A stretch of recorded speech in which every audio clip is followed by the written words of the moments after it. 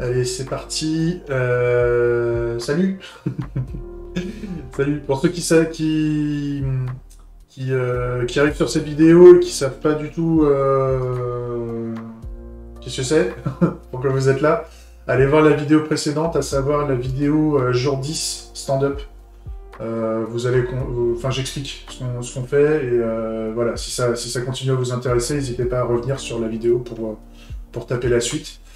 Là, en fait, le sujet, c'est qu'on met en place rapidement un élément de...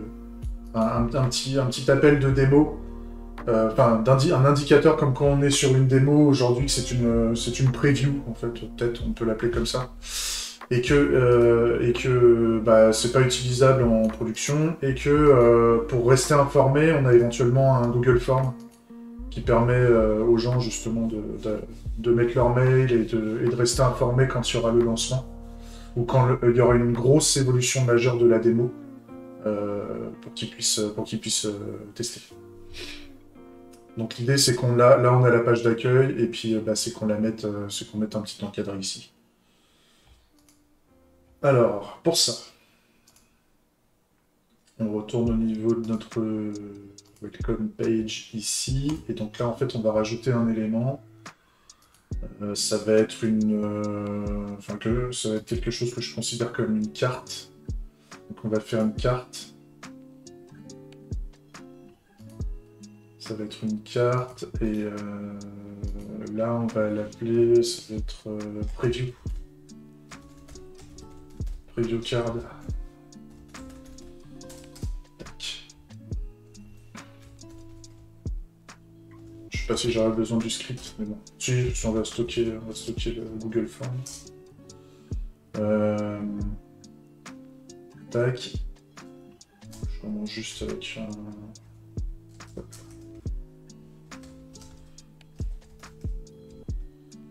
Juste pour vérifier qu'on la voit bien. Hop, et puis on va l'injecter. Donc ça c'était au niveau des vues. On va l'injecter dans notre vue d'accueil. Donc elle s'appelle...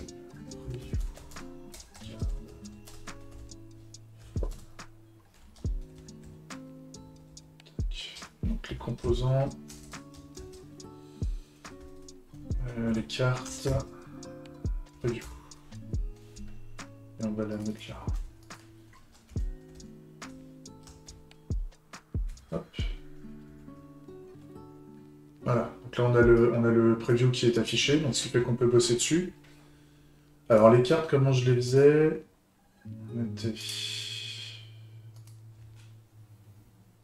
Donc on faisait une section. Ouais.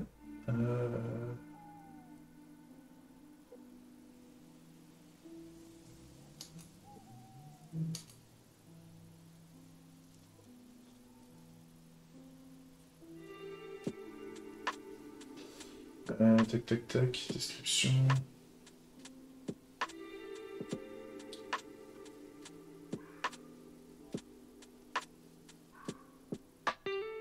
On va plutôt partir sur une search.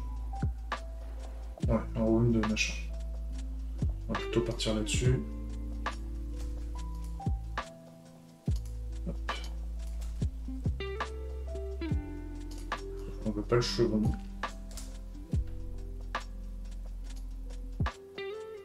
On va mettre un message. Message.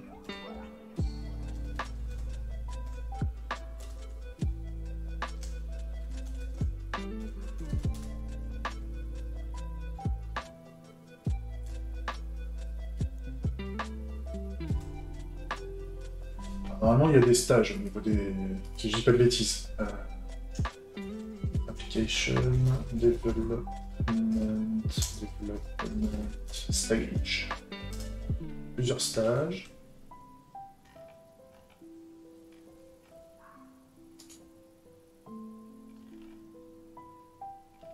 Le design, faire ça. Non, c'est pas ça que je veux. Alpha, c'est les alphas, les bêtas là. Alpha, bêta. Voilà, software release.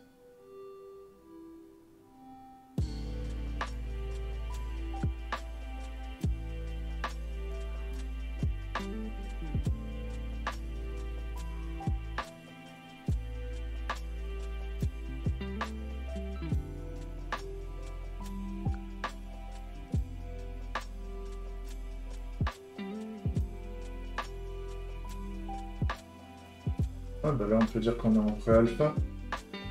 Donc, on est en pré-alpha parce qu'on a personne qui teste actuellement. Enfin, quasiment pas. Donc on est en pré-alpha.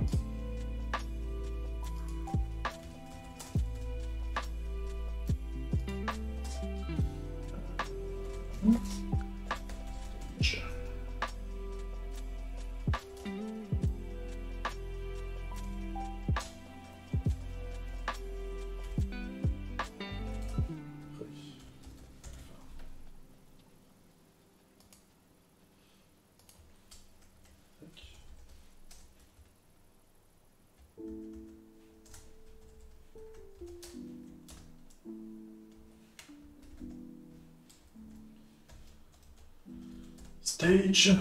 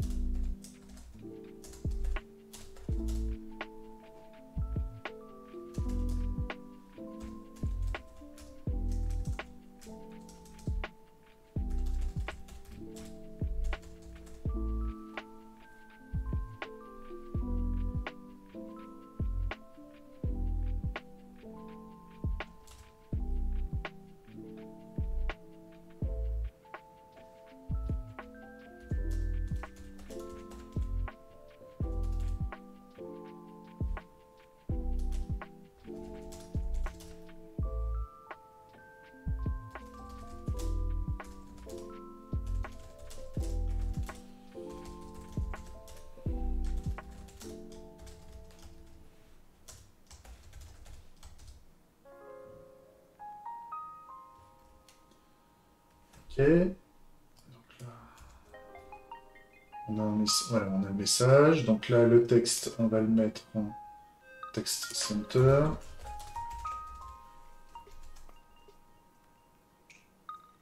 Text center, je l'ai mal fait. Text center, voilà. On va faire en texte small.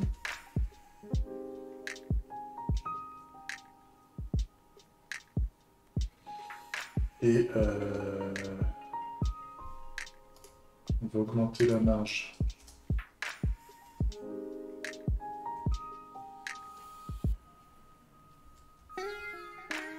On va faire une marge générale de 4. Voilà. Ça, c'est pas mal.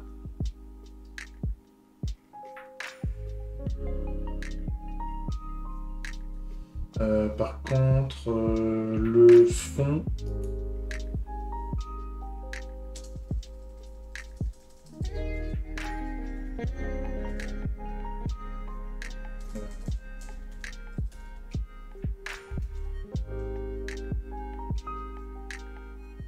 Ouais.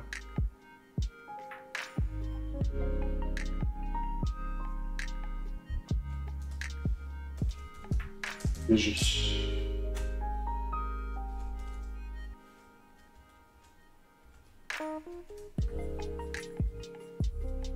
Ça pète un peu à la gueule, ça. C'est un peu vénère. C'est un peu vénère, donc si je mets plutôt un BG failed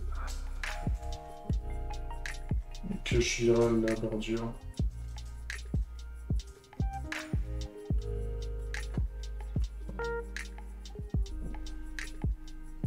Non, je vais faire...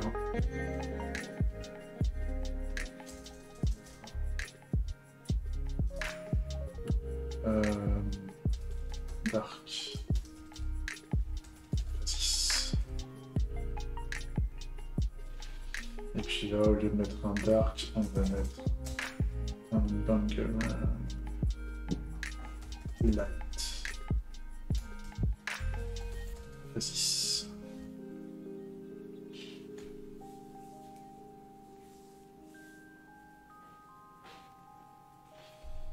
Bon, c'est un peu hard, donc on va mettre un light.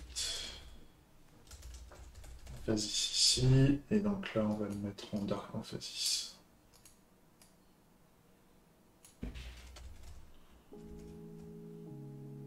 Voilà. On met en dark tout court.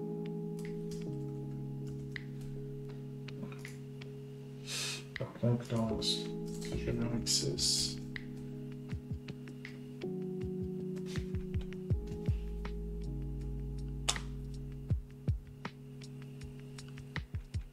C'est pas mal. Et donc là, on va rajouter le lien à Shref.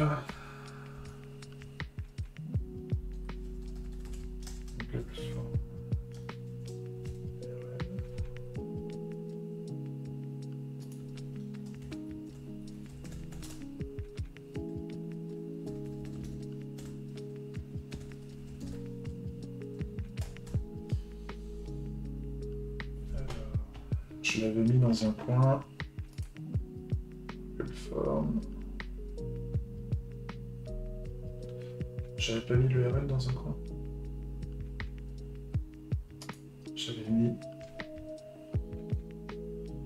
J'avais mis ça, mais j'avais pas mis. Faut que je le mette ailleurs. Ou alors je l'ai mis. Ah, il est là. C'est lui. Ouais, c'est lui. Donc. Copier. Là.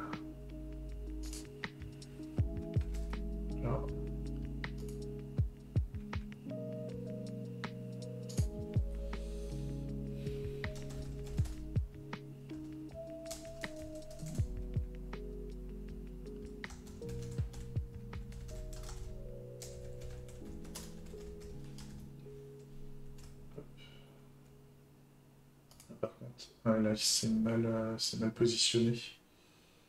Donc, pour que ce soit mieux positionné, on va mettre un flex call à la place. Flex call. Voilà. Et donc là, on va mettre. Donc, bah, j'avais déjà fait un lien. J'avais déjà fourni un lien. Mais là vu qu'on respecte pas le code couleur, je vais en faire un custom.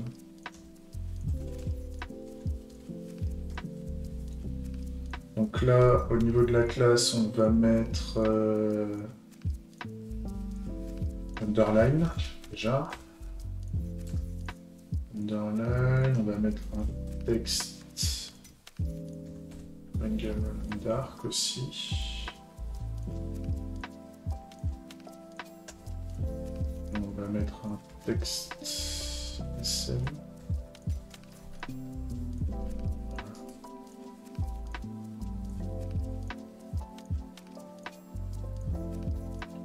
Et puis on va juste rajouter une petite marge. Une petite marge à 2. Une Y.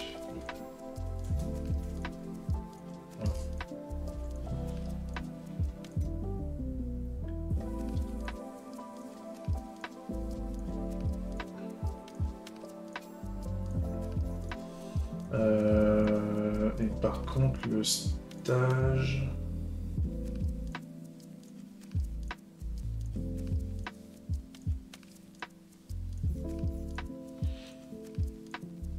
Je crois que je peux mettre de l'HTML ici, là, au niveau de Svelte.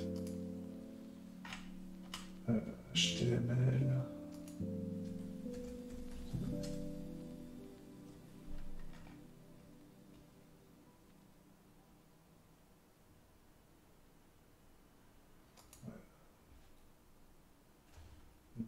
Une HTML expression.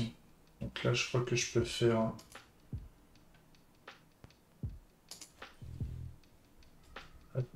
HTML comme ça. Et là, par exemple, là, je peux mettre BR, par exemple.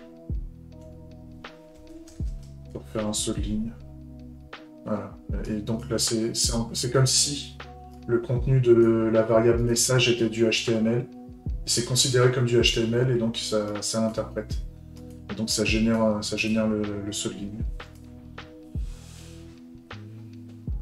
Et donc, ce que je peux faire au niveau du stage, c'est de le mettre en gras. Donc HTML.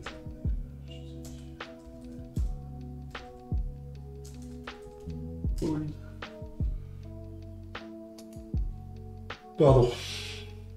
Le week-end a été compliqué. Je sais pas si vous êtes au courant, mais il y a eu des inondations à Saintes, et puis on a un peu le jardin dans la flotte, quoi. C'était un peu fatigant.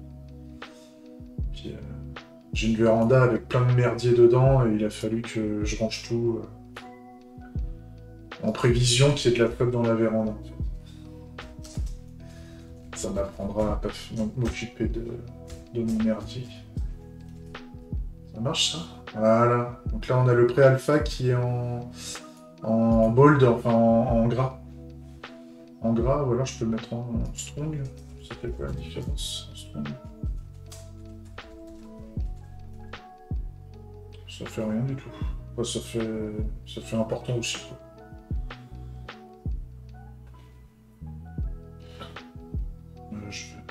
Je mettrai en bold. Je préfère. Plus l'habitude. Donc ça c'est pas mal, comme ça voilà, on indique qu'on est en pré-alpha, comme ça ceux qui s'attendent à ce que le truc parte en prod, calmez-vous, enfin j'aimerais bien, mais on peut pas aller plus vite que la musique, hein, comme on dit. Tac. Et donc quand je clique sur le lien formulaire de contact, ça c'est bon, à part que le fait que moi j'avais déjà répondu pour faire un test. Par contre, le lien, il devrait faire une pop-up. Alors, ça y est, je sais qu'il y a un truc. Normalement, je crois que c'est Target Blanc, un truc comme ça. Link. Target Blanc. En fait, il faut que ça, au lieu qu'on fasse partir de Bangarang, ça c'est qu'on ouvre une pop-up. Et donc, il y a un truc, normalement. Enfin, ça fait une nouvelle tab. Une nouvelle tab qui va bien. Donc, normalement, si je fais Target Blanc au niveau du lien. Que là, voilà, donc là, on a toujours l'application Bangarang qui est là, et on a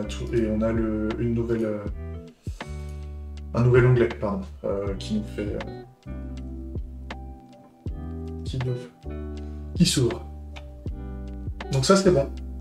Pour moi ça me va bien, ça pète un peu, Alors par contre on va mettre un ici, on va mettre un. À la limite je peux mettre un MY1 ici. Et on va mettre un autre MY1 juste au niveau du P. Tac, ça c'est pas mal. Bon, sinon je mets un M1. Ouais, je mets M1. Comme ça, ça fait sur les côtés aussi. Voilà, ça c'est pas mal. Ça c'est pas mal. Comme ça, voilà, les gens sont prévenus. On est encore en train de développer et puis on n'est pas du tout prêt à partir en production. Puis on n'a pas eu un vrai test qui est fait par l'ensemble des utilisateurs.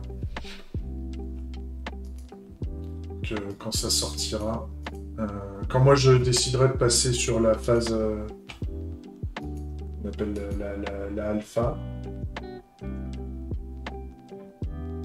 C'est la phase, normalement, on a le software testing. Donc, normalement, c'est quand on a toutes les fonctionnalités enfin, le minimum, on va dire, des fonctionnalités là, avant qu'on parte en production.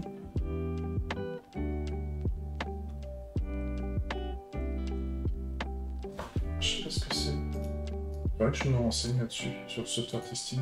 Ça a l'air intéressant.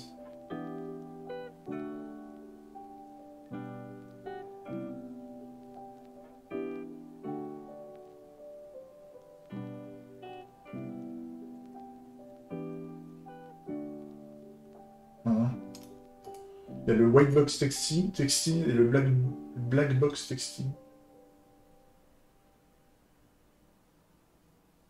Ah d'accord.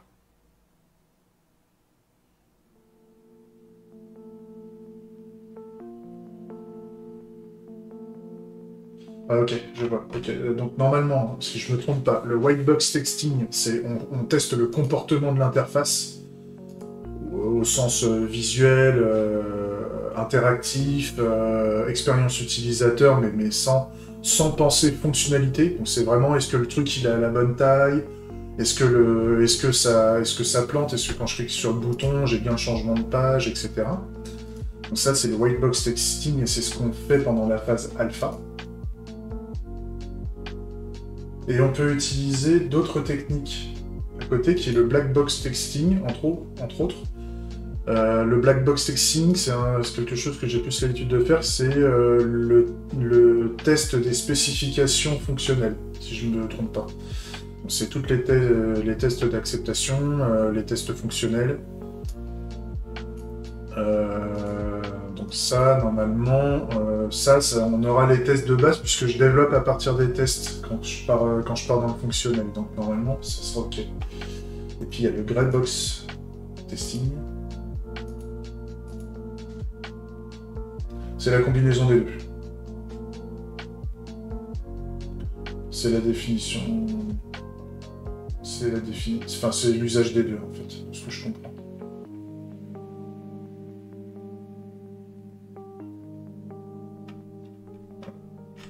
Faudrait que je me renseigne là-dessus. C'est intéressant de connaître l'état. Parce que ça a l'air assez ancien, justement, comme...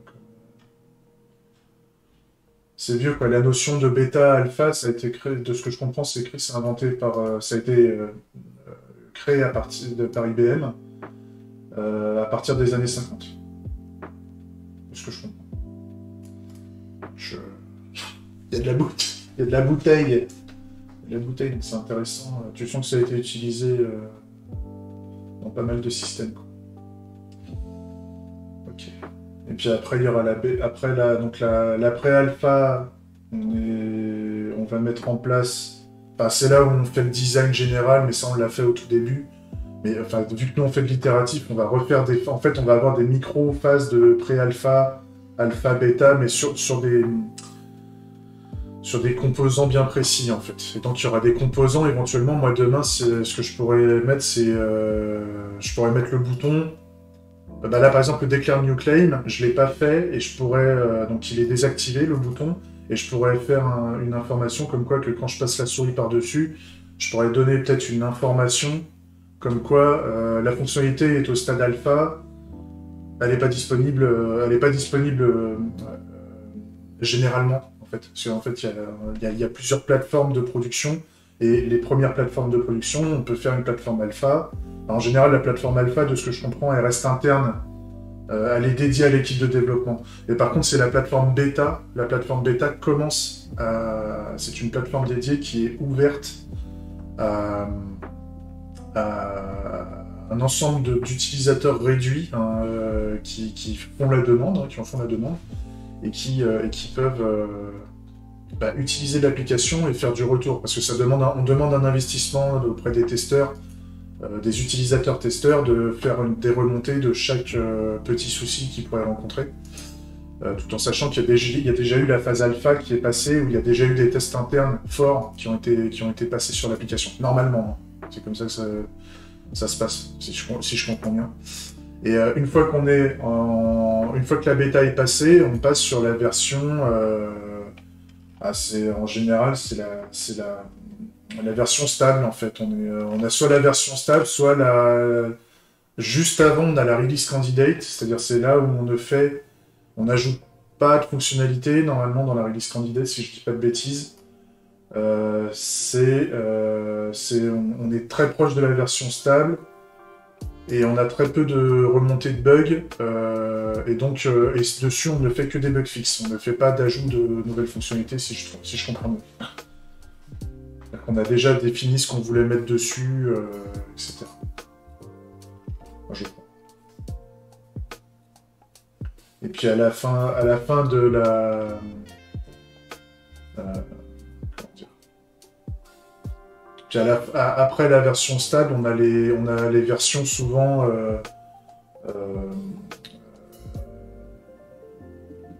long terme, on va dire. Voilà, on a la version générale, après on a les versions en fin de vie, on a les versions long term release, c'est-à-dire c'est des releases qui sont maintenues très longtemps, mais sur lesquelles on ne fera que du bug fixe, on ne fera pas de l'ajout de fonctionnalité sur les versions majeures, enfin des choses comme ça. Après, il faut avoir été dans des équipes de développement logiciel et des grosses équipes de développement logiciel avec des stades de développement assez énervés, on va dire, pour rentrer dans ces types d'organisations-là. Moi, là, à titre personnel, c'est pas Bon, je vais pas mettre un fort accent sur les releases, même si c'est un sujet qui m'intéresse, parce que ça permet une certaine rigueur, j'ai l'impression. Donc ça c'est fait, je suis content, ça marche bien, on a le formulaire, on a le petit message qui va bien, et puis bah, si on veut changer le stage, on pourra le changer. Et d'ailleurs, le stage pourrait correspondre à une variable générale d'environnement. Parce que là, pour le moment, je le mets en dur, ici. Grosso modo, moi, je pourrais faire une condition, ici, de dire, bah, si je suis en stage alpha, si j'ai le stage alpha qui est inclus là-dedans, enfin si j'ai soit alpha, soit bêta, machin, ça veut dire qu'il faut que j'affiche le petit warning là. Mais ça je le ferai plus tard. Je vais pas mettre de logique là-dessus pour le moment, c'est pas là-dessus que je veux mettre du gaz. Pour le moment, je peux le traiter manuellement. Donc ça c'est bon. Et ben on est bon. C'est fait. Petite vidéo de 20 minutes. On a parlé release. Donc j'ai bien fait le demo warning avec le lien vers le Google Form. Ça c'est bon. Hop. Et ben on va passer à la gestion des revendications. Donc je vous laisse là. Et puis à plus. Hein, allez, ciao.